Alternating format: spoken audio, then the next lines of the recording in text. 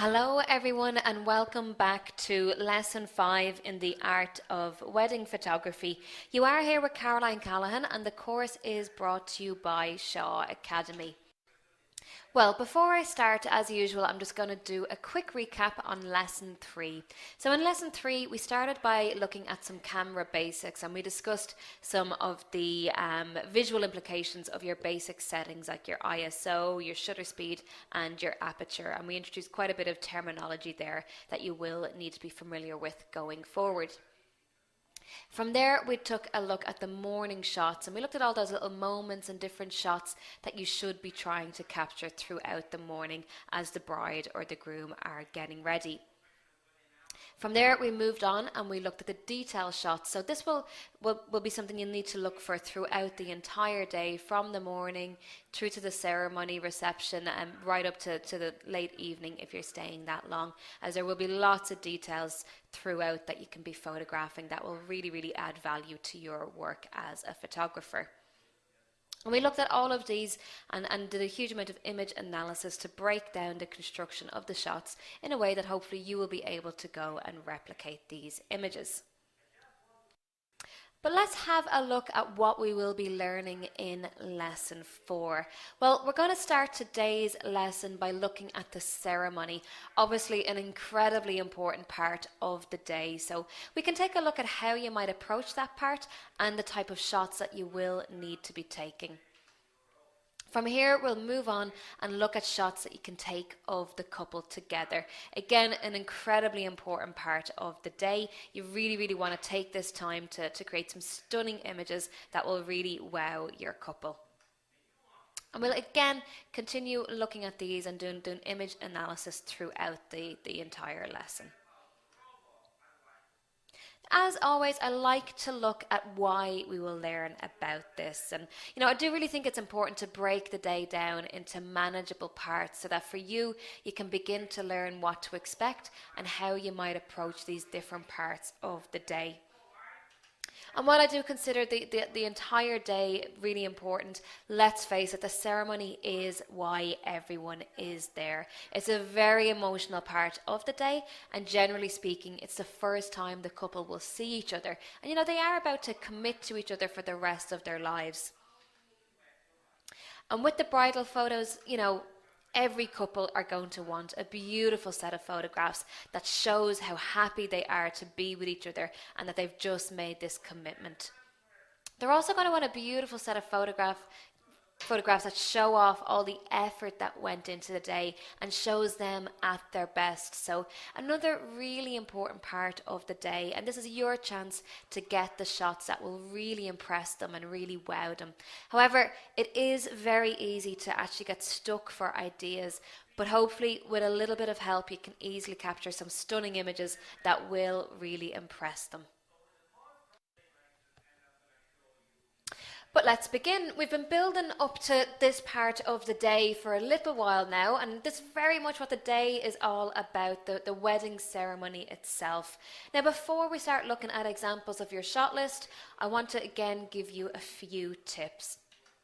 Firstly, I will say, really importantly, you need to know what type of ceremony it is and know the order of the ceremony, so what happens when.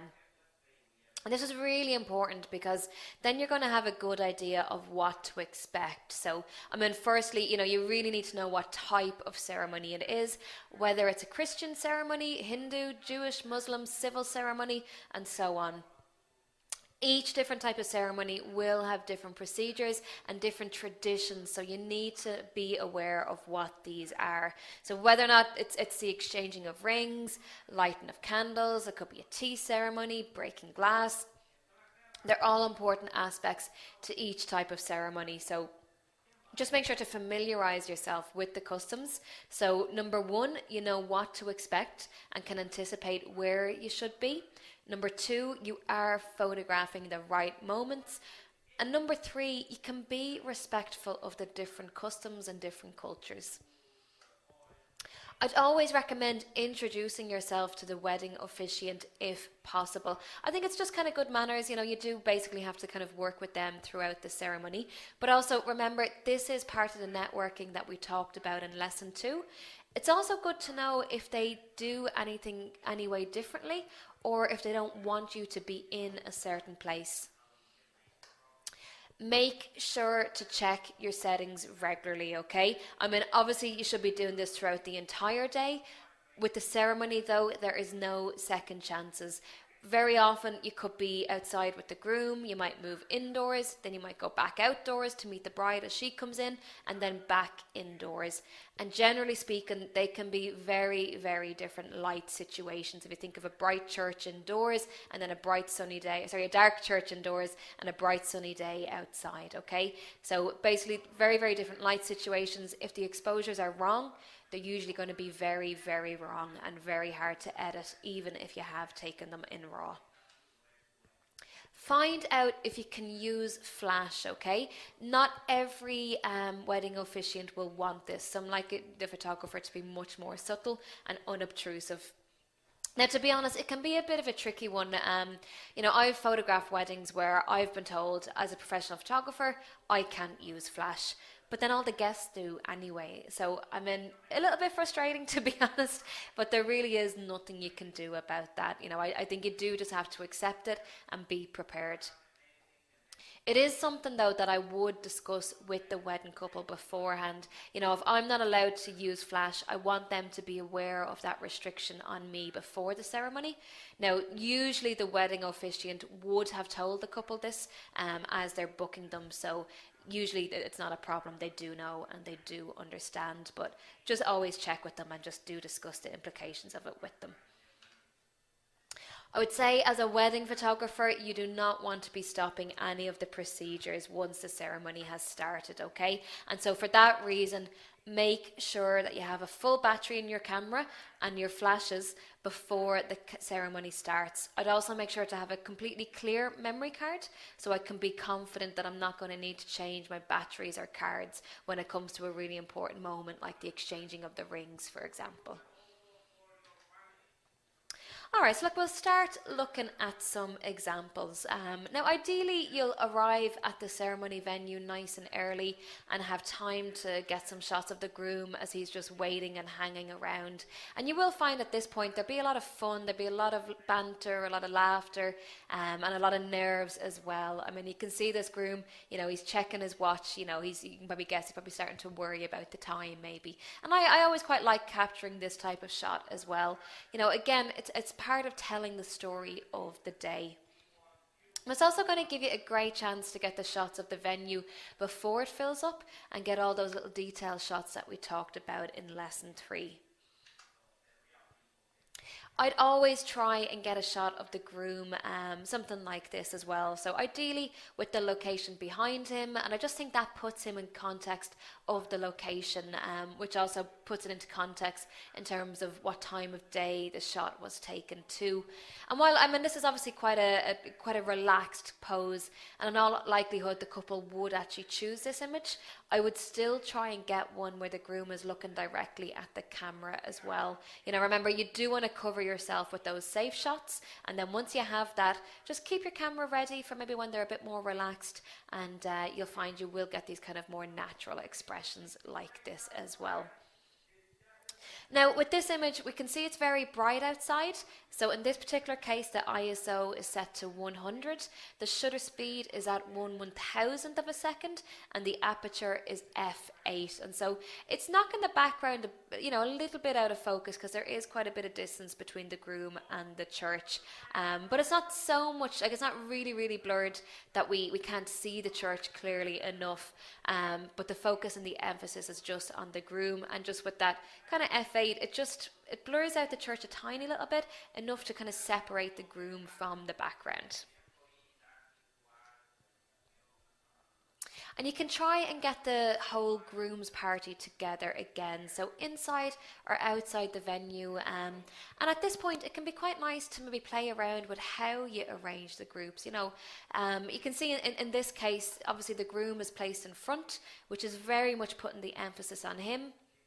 And we will talk about group arrangements more so in lesson 5, but do remember you want some variation to the group shots, so do try and use different setups every so often. And it is quite nicely arranged as well. The groom is kind of off to the side rather than in the center of the image. Again, it's just adding variation to your shots. And once the bride is due to arrive, all the guests should be moving inside and taking their seats. You can use this opportunity to get a shot of the groom as he is waiting, with all the guests behind him. But to be honest, most importantly, you do need to be outside when the bride arrives. Now, once she is there, you can get a shot of her in the car, maybe a few candid shots of her as she gets out of the car, and any reactions or interactions with guests if they see her. I find there's always little moments like this before she goes in as well, so do try and capture that as well.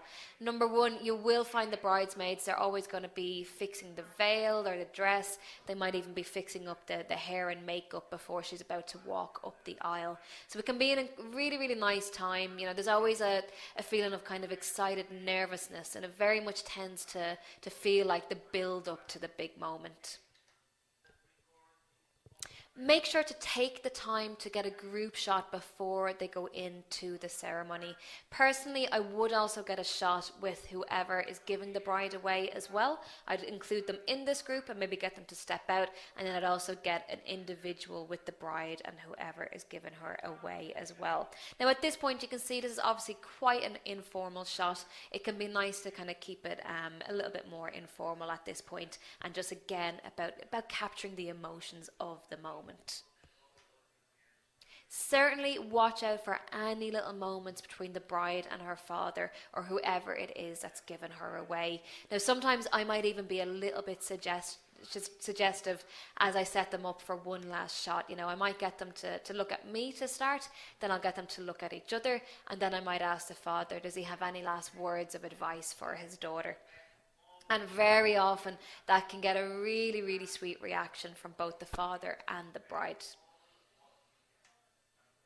And once you finish with the bride outside, make sure to get to the top of the aisle before the bridesmaids start walking up.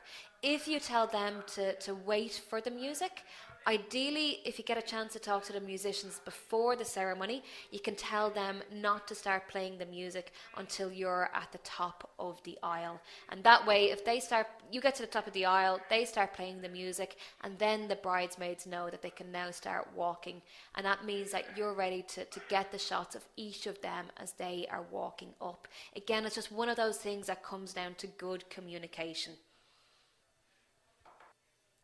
At this point now, you will have moved inside. So, you know, in this case, it's obviously a dark church. And the first thing I'll say is don't forget to check your settings. You know, if the ceremony is in a dark church like this, very often they've got quite low lighting. So change your settings accordingly, okay? You may need to set it to quite a high ISO, maybe a wide open aperture like f2.8 or f4.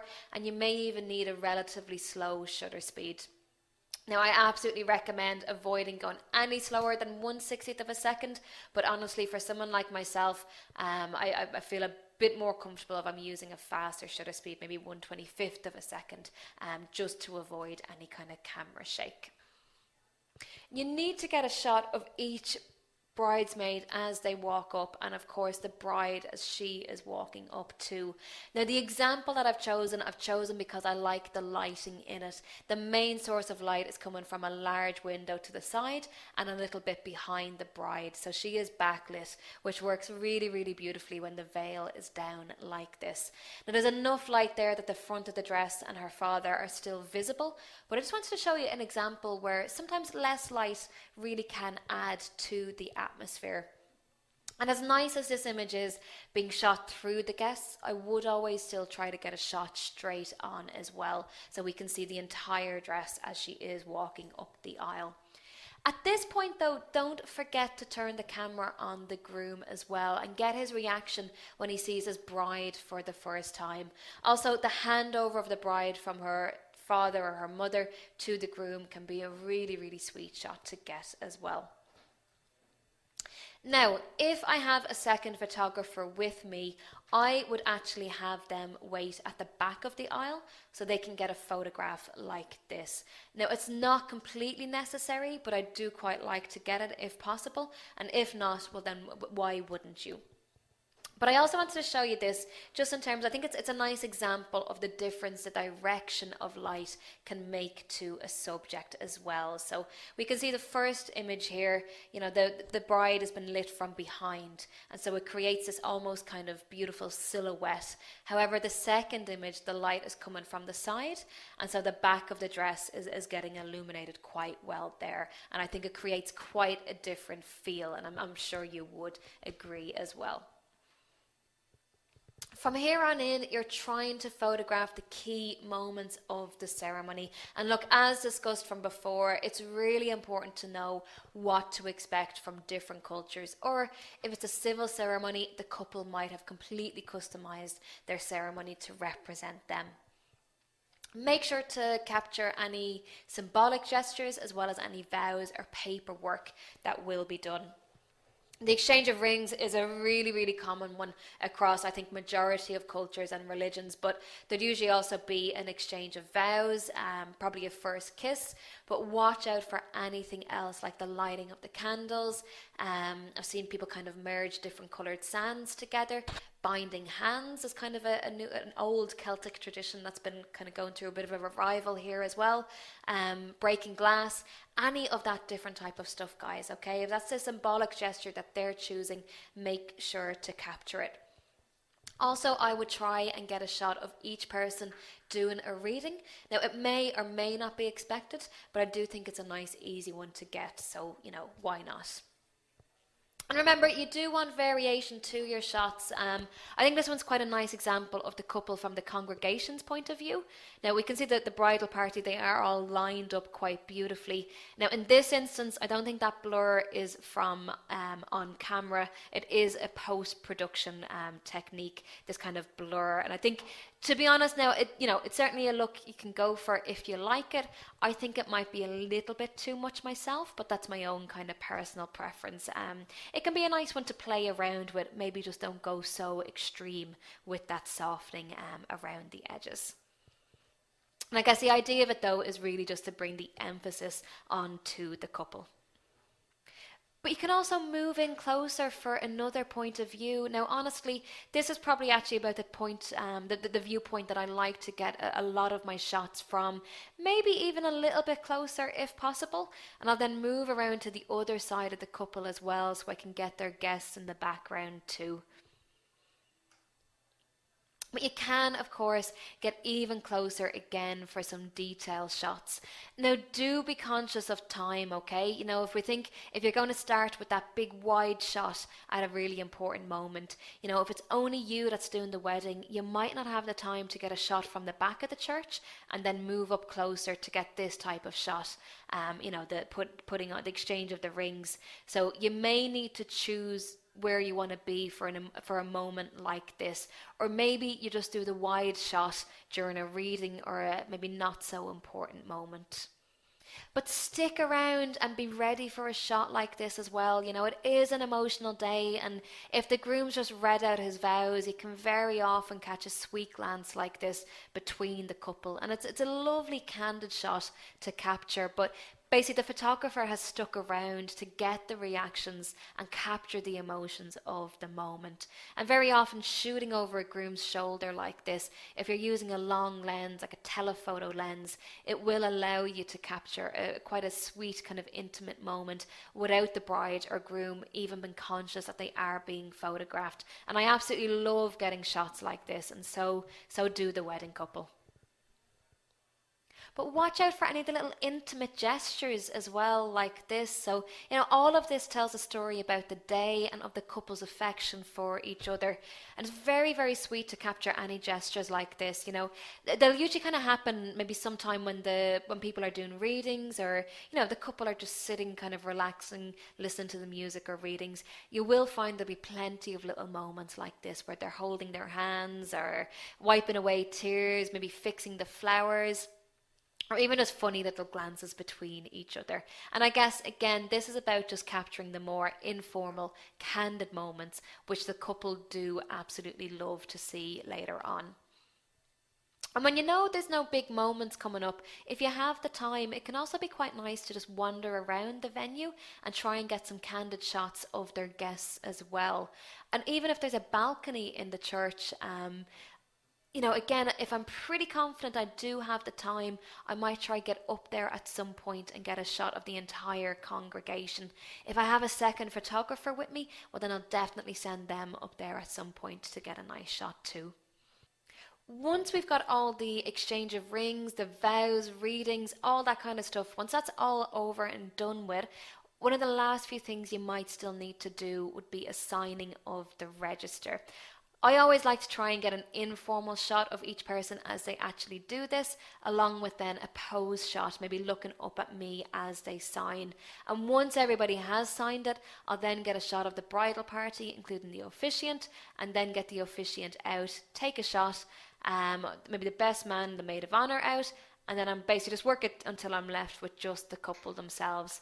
And very often you'll find the guests will start crowding around you and will want to get this shot too. And I'll basically just tell the bridal party to pay attention to me for a few moments, and then I will get a moment for I'll give a moment to their guests to get the shot before I move on to the next one. Now personally, I just feel you absolutely can't avoid guests wanting to do this, but my main concern is that the bridal party are looking at me, and once I have those shots, I'm happy to let their guests get it too. Remember, at all times you are representing yourself as a business, so I do want their guests to be happy with me as well. Okay, now one thing I'm going to point out to you, this is a perfect example of what is allowed in different cultures and different countries. Okay, certainly in Ireland, South Africa, a lot of places in Europe and the USA, it is fine to photograph the couple as they are signing the register. But I know certainly in the UK, you're not allowed photograph them as they actually sign the legal document. So in that case, you might just need to do a mock signing.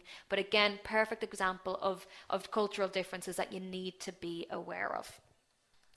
Once all the formalities and the paperwork are done, the bride and groom are going to be leaving the ceremony as husband and wife. So it's a really great moment. So just make sure to run ahead and get their reactions and the guests' reactions. Everybody's going to be clapping their hands, taking photos, maybe throwing confetti. So it's all really, really exciting, and the couple absolutely love it. So they do look super happy together. I always love to tell them to stop halfway, maybe have a kiss, as they're walking down the aisle. And it can be a great shot because they're surrounded by all of their guests, but it is one that you do have to organise beforehand with them. So maybe just as they're finishing signing the register, it can be a good time to just warn them and just ask them to say, look, as you're walking down, watch for me to kind of gesture to stop, have a kiss, take your time, enjoy the moment, and then continue walking towards me. And again, they usually kind of love that little moment, and their guests absolutely love it as well. Again, it gives them an opportunity to get this shot too. Now, if you do have a second photographer and there's a balcony in the church or venue, I'd always send them up to that. That can be a great way to get a fantastic shot of the entire congregation as the couple walk towards them. Finally, I love to get a shot of the couple outside the church before they start meeting and greeting their guests. It is their first moment alone as husband and wife, so it can be really, really great to capture the excitement and the happiness of that moment. And once their guests start filing out, they're going to be given their congratulations along with plenty of hugs and plenty of kisses for the bride and groom. And it gives you the opportunity to then capture some candid moments. Now, I wouldn't necessarily hang around to get every single person given their congratulations, but certainly I'd hang around for the immediate family and the bridal party. And once enough people are out of the church, they're going to form groups that will be chatting away. So again, gives you plenty of opportunity for some more candid shots. And don't forget to check your exposures again. So, if they've moved out of a dark church into full sunlight, very, very easy to forget to change your settings, and then you lose all of these fantastic emotional shots. Well, look, hopefully that's all making sense, and hopefully it gives you a better idea of what to expect during a wedding ceremony. However, never take anything for granted. Always ask the couple what is their plans for the ceremony, because they can and very often will vary quite a bit. Okay, so let's get to one of my favourite times of the day. You, of course, need to take the couple away for some special shots of them together. This can happen directly after the ceremony, once they're done with meeting and greeting their guests, or it could happen after all the group shots. Again, it's going to depend on a number of factors, but you should have this decided well before the day. Hopefully you have scouted a number of different locations so you know exactly where you are taking them. Even if it's raining, you should have a backup plan. A really important thing that you might need to organise before the day is permits. Now, you rarely do actually need them, but there are certain locations you might need to pay a permit fee or simply get the permission to come into the grounds and take photographs. Now, it's usually just the case if you're going to private grounds, but it's well worth double checking and organising beforehand. You obviously don't want to turn up on the day and then not be allowed in. You will need to decide whether or not you're bringing the bridal party along to get shots of them in these different locations as well. Again, this should absolutely be predetermined. I've certainly done some weddings where I might take the entire bridal party to one location, but then moved to a second location with just the couple. And the benefit of taking just a couple means that you can create some really lovely intimate moments with just them. It also gives them a few moments alone with each other, which they may not get any other time of the day, to be quite honest. But you do, of course, want to be making sure that you get a variation of shots throughout the day. And that's what we're going to move on and look at now. So let's start off with a very simple, probably traditional enough style of photo of the couple. And I'd consider this one an absolute kind of classic enough shot. So, the bride and the groom, they're looking directly at the camera, very relaxed expressions, and they're smiling at you. Now, it's taken at mid-length, so we can clearly see their expressions. In terms of the pose is a classic V pose. So, what I mean by this is that the couple, they're turned half out towards you and they're creating a V shape with their bodies. So it's an absolutely kind of standard classic pose that you'll see photographers use at many different events if they are photographing people together. And I guess the reason for this is because the couple, they're turned out towards us. We can see more of their outfits and expressions, and it's quite a relaxed and quite a comfortable kind of pose for the couple. It's also not as confrontational as if they were posed facing us directly. And it can generally be quite a bit more flattering for people, especially bigger people, than if they're turned out directly towards us. And even if you decide to stick with this pose, you can always change your point of view to get a very different looking image. So you can see the second image, the pose is kept the same, but it was created by the photographer moving to the side of the couple. Now you can also be trying to get higher than them, lower than them, maybe move off to the side of the bride, to the side of the groom, and all of that is going to help create a variety of looks very easily and very quickly. But again, we will expand on this point as we go on.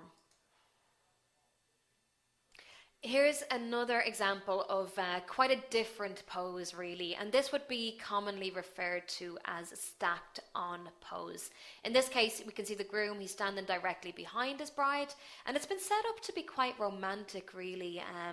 Some photographers, they may still get the couple to look at the camera, but in this case, they are turning towards each other, and the bride, we can see she's bringing her hand up behind the groom's neck, and he's nuzzling in quite close to her. So it is a particularly intimate pose, and it creates a very kind of sensual or romantic mood.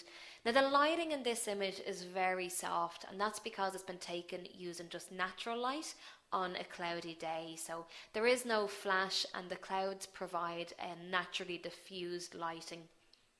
Now in terms of the composition, the couple, they're placed at the side of the photograph. So it's a perfect example of the rule of thirds being used. So if I put up a grid here, we can see how the image is basically broken into 3 sections. So it's a great way to create a very strong composition. But right now, what I want to actually do is just show you a few examples of how you can very quickly get some very different images, all within the same location and within a very short time frame.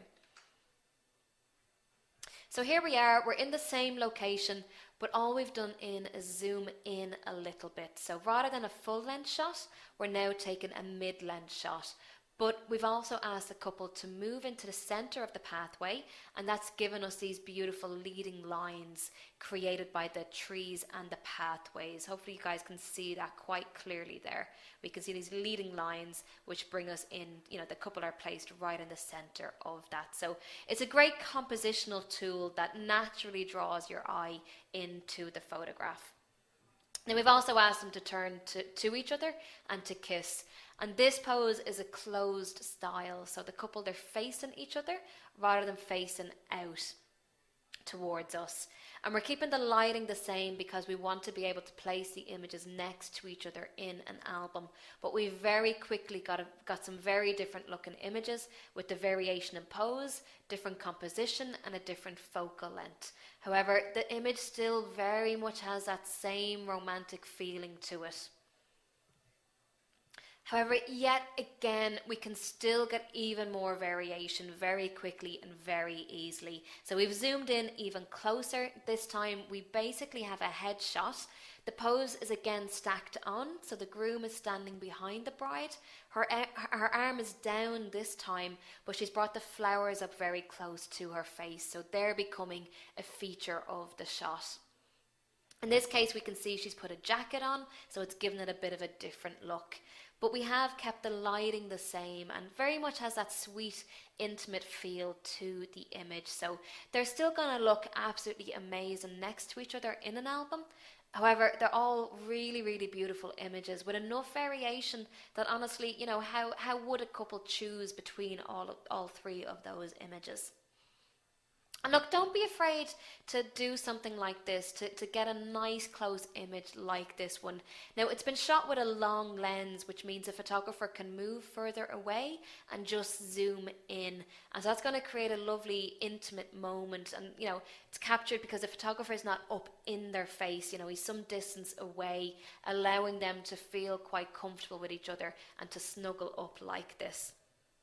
But secondly, another benefit of a long lens, a telephoto lens, is also that it's going to be more flattering than if you're using a wide angle lens. And being this close with a wide angle lens, you're going to notice the bride and the groom's features are going to be distorted. You would give them a kind of either a bigger nose, or you might stretch out their foreheads. So all quite unflattering stuff, to be quite honest. So do be careful of getting in so close with a wide angle lens. It's definitely much better to move away and zoom in instead. Okay, but look, just to get back on track, we've talked about variation in shots, so how zooming in or moving in closer, very quick, easy way to get a different shot. So if we start with that full length shot, zoom into a mid-length, and then we get a close-up shot. Well, why not just keep going, move in even closer again and get some detail shots. And I love to get something like this, of the ring with the bride actually wearing it. And you can simply just ask her to place her hand on the groom's chest, focus on the ring, but have a wide aperture like f4, so everything else starts to blur out behind the ring. And guys, remember everything I said to you back in lesson 2 when we were talking about the engagement shoots. I said it's always great to give the couple space, encourage affection, and tell them to kiss slowly, okay? Do all of this again on the actual wedding day. I promise you they're going to be absolutely fine with it. They will be quite happy and they will be feeling quite affectionate anyway. So it's just giving them enough space to feel comfortable.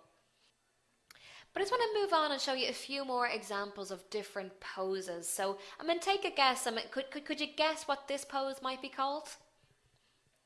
This one's basically just called the lean back or the dip. I've even had a few students even call it the tango. You know, if you get them to lean her back like that, it can look quite dramatic. But basically, it is actually quite a simple setup. You just have to ask the couple to face towards each other, the groom to wrap his arms around the bride, maybe he gives her a kiss, and then he can lean her backwards. And you can certainly kind of make a few jokes about testing their trust, or, you know, just have a bit of fun with it. Again, you can make them, you know, ask them to pretend they are doing a tango. Anything like that that's going to help give them a bit of a giggle. Now, in terms of how this photograph is created, there's definitely a bit of an overlay there to give it that kind of warmer glow, but I will actually talk about this one later on in lesson 7 and how you can create that look. Another quite different image. So the pose on this one, it's a bit more quirky. It's kind of almost a little bit kitsch. And this pose would commonly be referred to as the meet in the middle or a lean in. And I've even heard it referred to as the penguin kiss. So certainly a little bit tongue-in-cheek, but it can work really well for some couples. But the idea with this is they'll stand a few feet away from each other, and then you tell them to lean forward from their waist. And it can be a great pose for very symmetrical scenes. And so it can very often work really well in architectural settings as well. Definitely works great for any kind of vintage styled couples, or any couples that are that little bit more quirky. Now, obviously, in this case, the sunset is a big feature. So in this case, you'd actually be exposing for the sky, and that's going to create this complete silhouette of the couple, which again is just another variation on lighting and can work incredibly well for certain locations and certain poses. This pose is an open pose. Again, very cute and very quirky. You know, we are seeing this pose more and more these days. Basically, you'll just have the couple turned out towards the camera. I've seen a huge amount of variations of this where they might be holding hands, maybe not at all. There could even be quite a bit of distance in between them. But I quite like this example, you know, again with the groom actually holding the bride's flowers. I think it's just kind of adding to the fun and the quirkiness of the image. Again, it's another example shot using just natural light. So very soft and very bright. And I think that always kind of gives a nice romantic feel to the image. And it's kind of adding to that dreaminess of the scene with the kind of dried grass and the sea in the background. This is an example with the same pose, but it's with quite a bit of space between them. So it's just another variation. So it can be a great pose for symmetrical scenes and certainly quite urban scenes as well. However, I want you to think at this point, have you noticed anything in particular about majority of the shots that I've shown you so far? Why don't you just have a think? Like, they've all had different locations, they've had different posing, even some with quite different lighting, but all of them except for the first image do have something in common, something to do with the couple. Just want you to have a think for a moment. Is that the first image that I've shown you has been the only image that the couple have looked at the camera. The rest, the couple are looking at each other or they're engaging in some way with each other. Now, I do recommend getting a few safe shots, you know, them looking at the camera, smiling, because the couple only ever want, some couples will only ever want to have these shots. But it's very easy to start with that shot, get it ticked off, tell them to then look at each other, or, you know, even if you kind of start getting them interacting a bit more, like maybe the groom is kissing the bride's forehead or her neck or cheek. Very often I might even tell the bride to close her eyes in this case. Very often it might just happen anyway. But my point is, very often these are the really beautiful natural shots that personally I absolutely love. And usually the couple will absolutely adore. But they are very often much more likely to bring out the personality of the couple and tell us a little bit more about their relationship together. This is another closed pose, but I wanted to show you this one so you can see how the use of an architectural feature or even natural features within a landscape can frame your subject within the image. Now, I'm going to make this really, really obvious, guys. I think you should see it already, but just to put in that red kind of frame around them. So can you see how that archway creates a really beautiful framing device? And again, once you place your couple within that, it's naturally creating this beautiful composition which draws your eye right into the couple. So always watch out for any nice bridges, archways, doorways, windows, stairways, anything like that can really add to the composition of your image, therefore making it a stronger image and a more pleasing image to look at.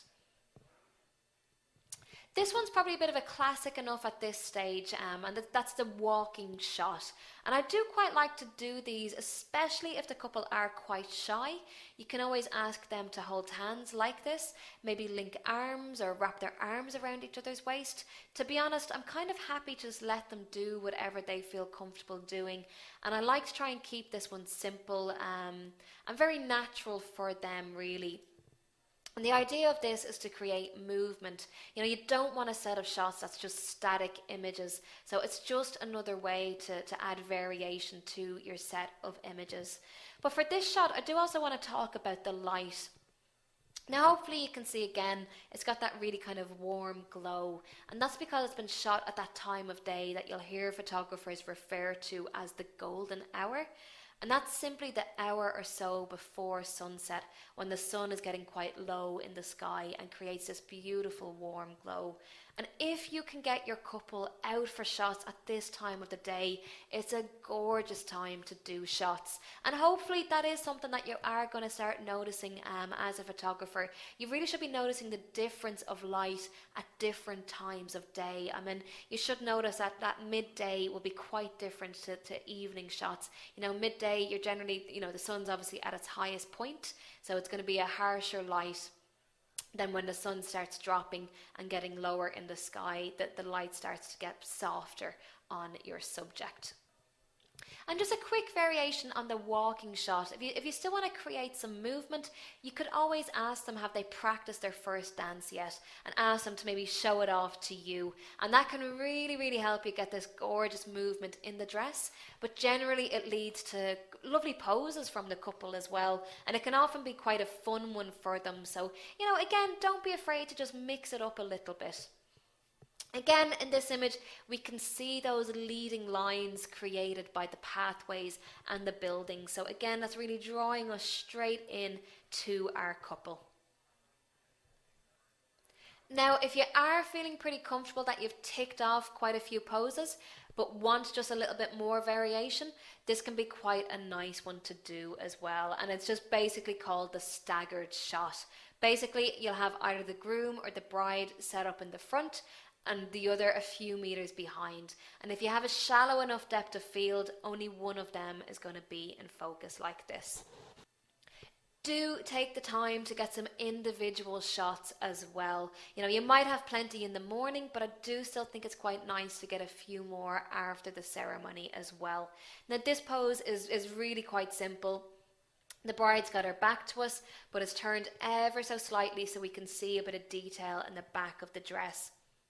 And do remember, very often the back of the dress can have more details than the front. So don't forget to feature it in some images every so often. But look, we can clearly see her bouquet. She's got quite a nice relaxed expression on her face.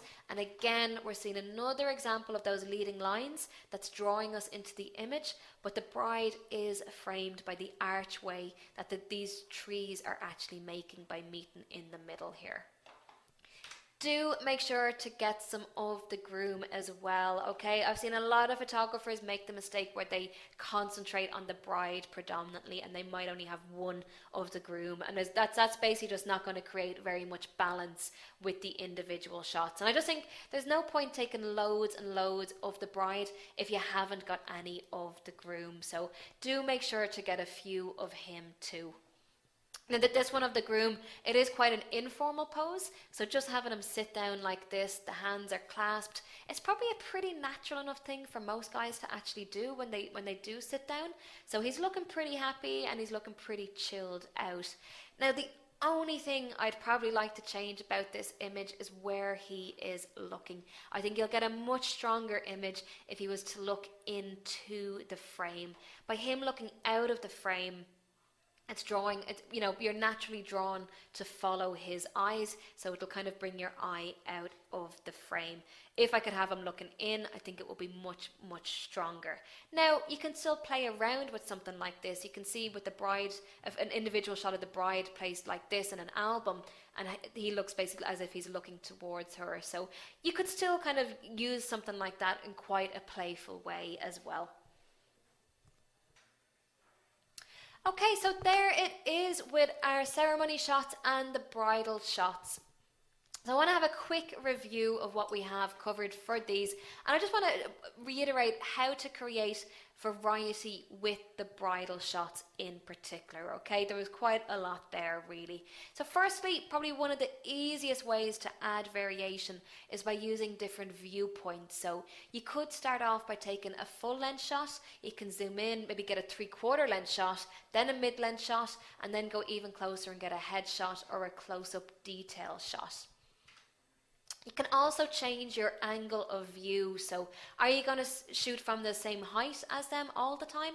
Or are you going to get higher or get lower? Maybe move around to the side of either the bride or the groom.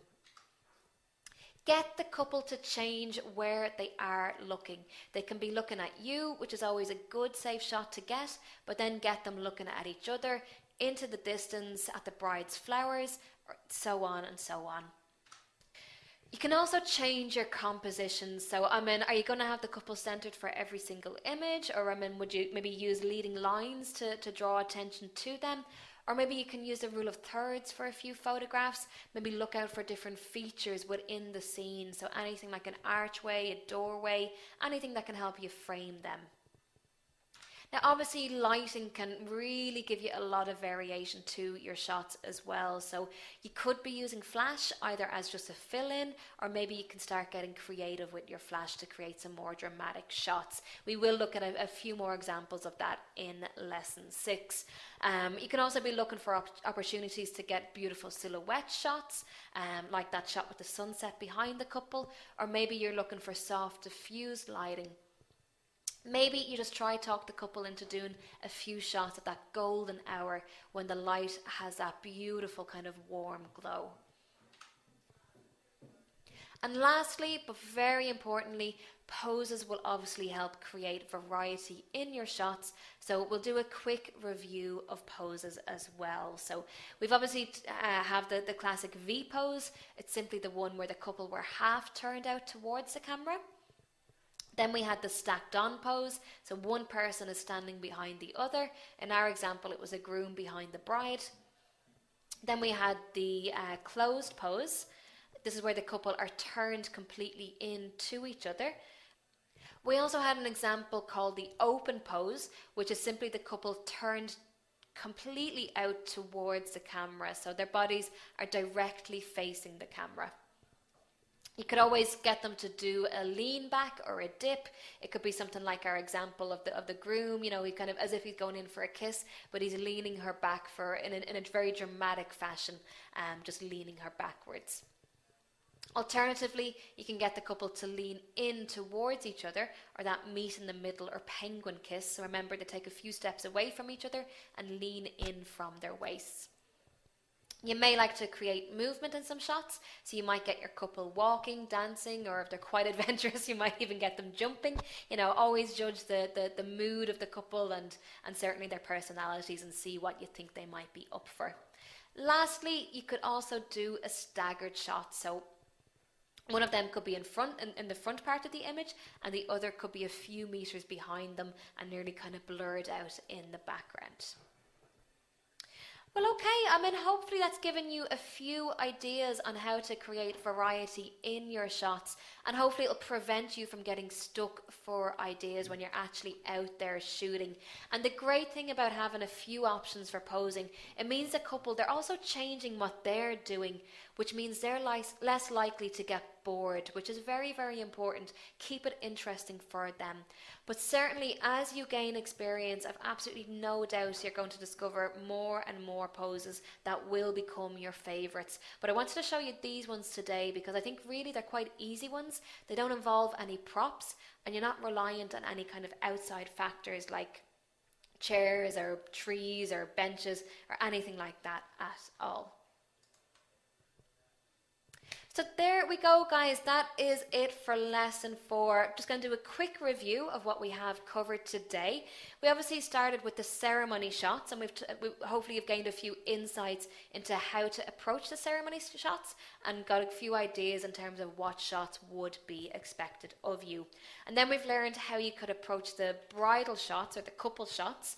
Again, hopefully plenty of ideas and inspiration for you with those. You know, we have looked quite a bit at how you can create variety very quickly and easily, and we've talked about quite a few different poses. Our next lesson is lesson 5. So we're going to be looking at the group shots. Everything from the entire group shot, if you're getting a photograph of every single person that is there, down to the family groups, the bridal party shots. And I'm basically going to give you quite a few tips on how you can make all of this go seamlessly and avoid all of the common problems that can happen with the group shots. For now, let me say thank you for attending lesson 4.